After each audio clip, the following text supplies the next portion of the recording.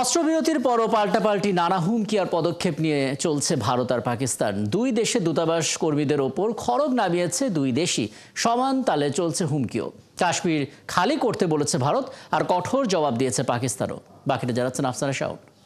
Lily হালাল beauty soap, BSTI কর্তৃক সনদপ্রাপ্ত দেশের প্রথম হালাল বিউটি সোপ। দীপ্তিময় উজ্জ্বল ত্বকের জন্য।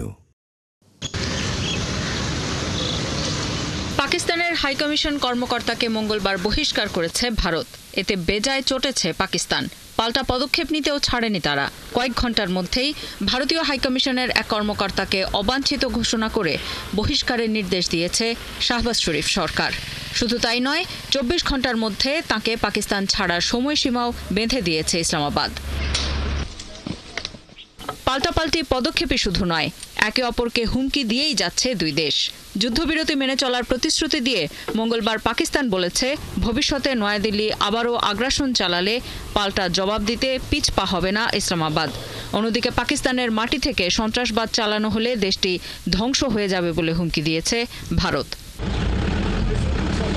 ভারতের পররাষ্ট্র মন্ত্রণালয় বলেছে, পাকিস্তানের বিষয়ে ভারতের মনোভাবের কোনো পরিবর্তন হয়নি, বরং পুরো কাশ্মীরকে নিজেদের দাবি করে পাকিস্তানিদের কাশ্মীর খালি করতে বলেছে দেশটি।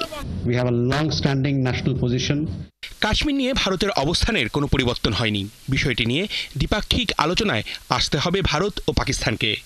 এই এলাকা অবৈধভাবে দখল করে রেখেছে পাকিস্তান, তাদের ওই এলাকা ছেড়ে চলে যেতে হবে। শুধু এই বিষয়েই পাকিস্তানের সাথে আলোচনা হতে পারে।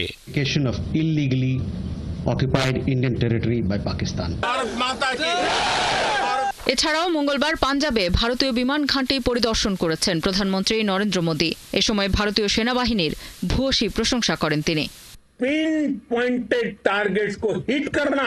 পাকিস্তানের ভেতরে ঢুকে সন্ত্রাসীদের আস্তানা লক্ষ্য করে হামলা করেছে আমাদের সেনারা, আর 20-25 মিনিটের মধ্যেই কাজ শেষ।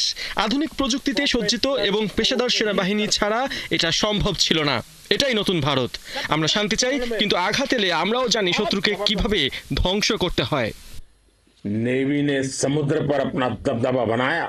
মোদির বক্তব্যের পর পাকিস্তানের পররাষ্ট্র মন্ত্রণালয়ের এক বিবৃতিতে বলা হয়েছে, ভারতের উস্কানিমূলক ও উত্তেজনাকর বক্তব্য দৃঢ়ভাবে প্রত্যাখ্যান করছে ইসলামাবাদ। বিবৃতিতে বলা হয়, আঞ্চলিক স্থিতিশীলতা বজায় রাখতে এবং উত্তেজনা কমাতে দরকারি পদক্ষেপ নেবে ইসলামাবাদ। তবে ভবিষ্যতে যদি ভারত কোনো আগ্রাসন চালায়, তাহলে তা দৃঢ়তার সঙ্গে মোকাবিলা করা হবে। আফসানা শাওন, ৭১।